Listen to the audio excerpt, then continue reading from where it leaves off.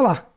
Dando continuidade à capacitação, criando backends nativos com Delphi, nesse vídeo nós vamos abordar a atualização, ou seja, como vamos enviar a atualização de registro para o nosso servidor. Eu sou o Landerson Gomes, sou MVP da Embarcadero, sou também diretor do programa acadêmico da Embarcadero no Brasil e criador do projeto Universidade Delphi. Essa é a nossa agenda para o vídeo de hoje. Vamos ver como enviar os dados do cliente para o servidor e como fazer isso no PUT. Só para a gente recapitular, o protocolo HTTP consiste no envio de um pedido, uma requisição para o servidor, e o servidor, recebendo aí essa requisição, a processa e devolve uma resposta para o cliente. Então, basicamente, o nosso procedimento aqui hoje consiste em fazer essa requisição ao servidor, entretanto, usando o verbo put e enviando dentro do body, do corpo dessa requisição, informações para que possa ser feita aí a atualização de um registro no banco de dados.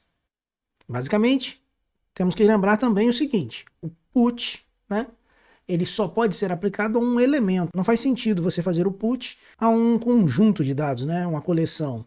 Então, basicamente, nós vamos ter o verbo put no cliente, no recurso clientes, passando aí a chave desse cliente a ser atualizado. Vamos lá, vamos ao Delphi. Bem, eu estou aqui com o RadStudio 11 aberto. A gente mais uma vez vai utilizar do servidor 8. Então, você que não assistiu aí a última aula e a aula anterior, aconselho aí que você volte essas duas aulas para assistir. Para esse caso, o que a gente vai fazer aqui? Como vai ficar um código um pouco maior, eu vou apenas comentar a codificação que eu já fiz para esse verbo do put, certo? Lembrando que o put do HTTP no servidor da Snap é mapeado aí na palavra-chave accept. Então, accept clientes vai ser o nosso método aqui no nosso servidor. Então tá aqui já o método accept clientes, eu também já fiz o update, a gente vai falar do update na próxima aula. A ideia aqui é comentarmos o accept cliente, que é responsável aí pelo put. Lembrando que no Delphi, no DataSnap, na verdade, há um mapeamento invertido nesse processo de atualização, ok? E aí depois eu explico isso mais adiante, para a gente dar uma consertada, vamos tratar assim. Mas por hora, vamos focar aqui no accept. Nós vamos fazer uso dessas duas units aqui. Essas units são responsáveis por essa linha aqui, ó. Nessa linha a gente cria, nessas duas linhas na verdade, a gente cria uma variável do tipo WebModule e preenche esse WebModule. Repare que ele vai trazer aqui, ó, um DataSnap WebModule como result. Então a gente passa a partir daí ter um WebModule nosso, ok? Se nós viermos aqui no L WebModule, por exemplo, nós vamos ter todas as funcionalidades dele. Então, ó, request, response, certo? E é com esse carinha que a gente vai trabalhar. Então, quando a gente faz esse procedimento aqui, qual é a nossa ideia nesse projeto a partir de agora? Deixa eu só dar uma limpada aqui para a gente ficar só com o código na tela. Então, o que eu estou fazendo aqui, na verdade, ó, eu estou pegando o WebModule, pegando a requisição, request, content, certo? Estou pegando esse cara e fazendo um encode dele aqui como os bytes e passando isso como um JSON array para uma variável do tipo array que eu criei aqui também, certo? Então, qual é a ideia presente até aqui? Eu vou colocar um JSON array no body da minha requisição, certo? No conteúdo da minha requisição, e vou atravessar esse cara para o lado do servidor. Então, essa linha aqui está fazendo exatamente isso. Está pegando aqui a requisição, o conteúdo dela, e transformando num array para que eu possa manipulá-lo aqui no lado do servidor. A partir de agora, a gente vai fazer a leitura desse array. Então, estou pegando aqui a posição 0 desse array e transformando ele para que a gente possa fazer a leitura. Criei aqui um string builder, que é esse L7, e criei também string lists para fields e values. Qual é a ideia? Vou pegar esse array e vou varrer esse array procurando valor, né, e campo. Então, campo, valor, não é assim um JSON? A gente vai fazer isso montando aqui e separando campos e valores. Então, a gente vai fazendo essa leitura, ó, e montando. Append, pego o valor e adiciono aqui para field. Então, vamos lá, ó. Tô dando aqui a leitura, né? Fazendo a leitura do JSON Array, verificando se o token type, ou seja, se é uma propriedade. No caso de ser uma propriedade e não ter o seu valor vazio, eu verifico aqui o índice, se for igual a -1, e adiciono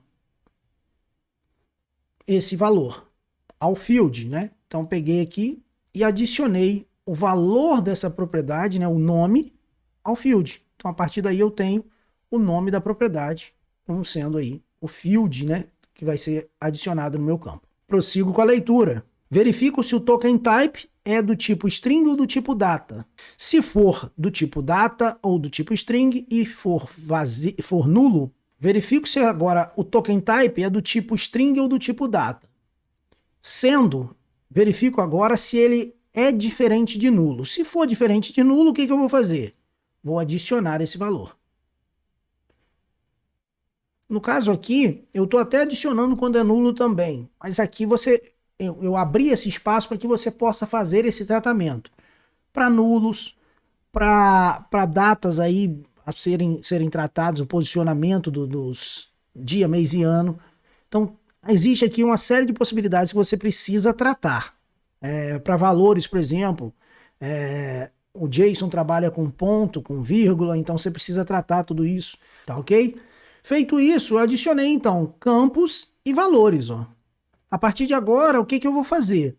Vou percorrer esse string, né, string list de campos, por exemplo, e montar a minha sentença SQL. Então, só para a gente voltar aqui em cima, vamos lá. Eu criei aqui uma constante, que é o comando de update. Update customer set, ou seja, vou atualizar a tabela cliente com... E agora a gente vai montar aqui a nossa sentença. Como é que vai ser esse set que a gente vai passar?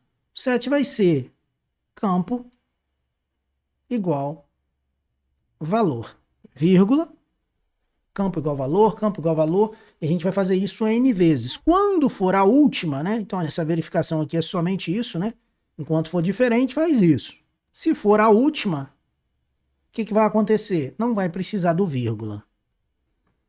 Aqui a gente está passando mais um append aí para nossa instrução SQL, que vai ser o seguinte: where custNo, ou seja, vou passar aqui a chave que a gente viu lá no nosso slide, né? Vou passar aqui o ID igual, e aqui eu crio um parâmetro, PID. Então, limpo o SQL, adiciono a instrução por completa aqui e procuro por esse parâmetro PID como inteiro e acesso aqui o parâmetro que eu estou passando no parâmetro da query, né, da URL, para preencher a nossa query. Aqui a gente está verificando se a nossa conexão está com autocommit, a gente passa ela para falso. Verificamos se não está presa numa transação. Se não estiver, a gente inicia uma transação. E aqui a gente executa o SQL. Essa execução de SQL aqui, ela vai retornar o número de linhas afetadas. Então ela vai retornar aqui o número de linhas afetadas. E aí a gente volta o commit para verdadeiro. Isso está dentro de um bloco try except, ou seja, se der erro, a gente faz um rollback na nossa transação, volta o result para false. E aqui ao final, né, no final aqui do primeiro try, a gente vai simplesmente liberar essas variáveis que a gente criou aqui da memória. Tudo bem? Então, o nosso accept clientes tem um retorno aqui de inteiro, que é o seguinte: se ele retornar como 0, ele não conseguiu fazer a atualização. E se ele retornar maior do que 0, no caso aqui ele vai retornar 1, ele conseguiu fazer a atualização. Vamos lá, vamos rodar o nosso servidor. Start. Vou chamar aqui o nosso REST Debugger. Pegar aqui uma conexão que eu já fiz, né? Então tá aqui, ó, put clientes, e aqui eu passo o ID. Se a gente for olhar aqui no parâmetro, ó, passei o ID, e aqui qual é o valor que eu vou passar nesse ID. Então, vou editar aqui, ó, 1012, certo? A gente estaria fazendo essa requisição aqui. O que eu vou fazer para a gente conseguir visualizar? Localhost 8080 clientes. Está na tela aqui a nossa lista. Vamos passar o filtro aqui, 1012. Aqui a gente está fazendo um get. Então repare aqui, ó, Micheles, Roches, que eu já tinha colocado um Lzinho aqui neles. E agora a gente vai fazer essa atualização. Então vamos aqui. Eu estou passando, conforme eu mencionei. Vamos ver se a gente consegue botar isso aqui maiúsculo, maximizado. Então eu estou passando aqui, ó. Se você for analisar o body, né? O body da requisição, a gente está passando dentro dele um array contendo esses campos. Um ponto importante aqui, o put, normalmente ele deve ser para todos os campos. Aqui, como a gente está fazendo só a fins didáticos, a gente não vai fazer em todos os campos, mas o put ele deve carregar todos os campos. Então aqui, vamos tirar o S e vamos executar a nossa requisição. Requisição executada. Repare aqui, ó, ele está me dando um status code de 201 created. Esse é um ponto daqueles que eu falei da inversão lá. O 201 created, normalmente ele é para o post, né? Mas no Delphi, no DateSnap, isso está invertido. A gente tem a fórmula de resolver isso, vai ficar para uns vídeos mais adiante. Mas aqui foi executado. Qual é o resultado dessa execução? Qual é a resposta, né? O que o servidor nos respondeu? Result, e ele nos respondeu 1. Por que ele nos respondeu 1? Lembrem-se que ao executar a nossa função, a gente está pegando aqui, ó, o result e está recebendo o resultado da execução do SQL, que retorna quantas linhas foram afetadas, tá ok? Então agora, se a gente vier aqui e fizer uma nova consulta nesse número, ele já está aqui, ó, sem o S. Beleza? Então, basicamente, o put é para isso. É para fazer a atualização de registro.